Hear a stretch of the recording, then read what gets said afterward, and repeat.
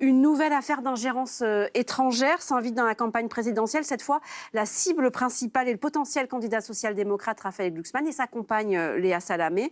Raphaël Glucksmann, opposant très marqué au Kremlin, qui a décidé de ne pas laisser filer cet épisode et d'y répondre avec vigueur. Oui, et d'en faire un élément de sa campagne, en effet. Alors, cette nouvelle opération de déstabilisation, de désinformation, d'ingérence étrangère, elle s'est déroulée la semaine du 27 juillet au 2 août, donc ça n'était pas hier, mais c'est assez récent, et elle a été menée par les Russes, par Storm 1516, qui est le nom donné à un réseau de propagande. Alors, les spécialistes appellent ça un mode opératoire informationnel, et il a été constitué il y a 2 ou 3 ans, avec une appétence marquée pour justement l'ingérence électorale, et particulièrement en Europe et en France. Alors, dans leur dernière opération, ils ont diffusé une vidéo qui a été trafiquée, montée par l'IA et qui implique, si elle vise Raphaël Glucksmann, elle implique sa compagne, son épouse Léa Salamé, qui est donc présentatrice du 20h de France 2, mais aussi Edwy Plenel, qui est le célèbre cofondateur de Mediapart, et le média Blast, avec sa journaliste Salomé Saké, qui est une autrice engagée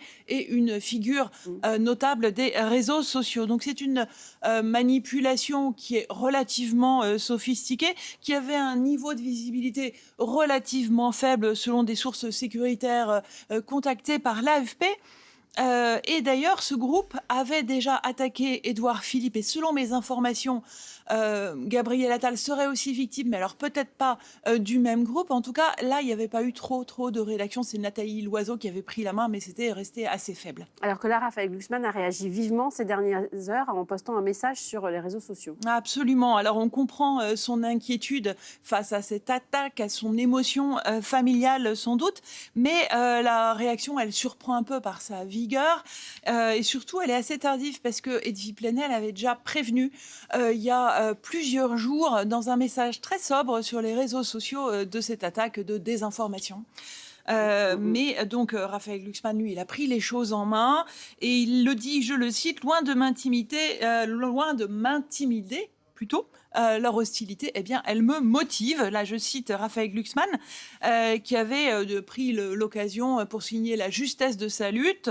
Il le dit, nous ne laisserons pas les sbires du Kremlin ébranler notre démocratie. Il accuse évidemment Vladimir Poutine de vouloir faire basculer cette démocratie, de vouloir faire imploser le bloc européen.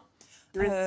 Des propos qui rappellent pas mal la tonalité de son meeting qu'il avait tenu à Aubervilliers à la mi-juin. Oui, absolument. C'était le 13 juin. C'était à l'occasion de son quasi-lancement de campagne. Et effectivement, Raphaël Glucksmann avait déjà beaucoup martelé sur ce sujet. Alors évidemment, son parcours, il est jalonné, Nathalie, de cette opposition à la Chine, à la Russie aussi.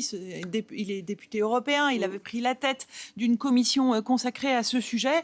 Mais on voit que là, le passage est quand même très rapide entre la réalité et la communication politique. Il y en a qui se frottent les mains, me dit Nelly Pailleux, qui est directrice opérationnelle de Check First, qui est une plateforme de lutte contre la désinformation. Ceux qui se frottent les mains, eh bien, ce sont ceux dans ce groupe Storm 15-16, des fonctionnaires, des salariés comme vous et moi, qui sont payés au clic, qui sont payés à la visibilité. Et là, leur opération, elle est réussie.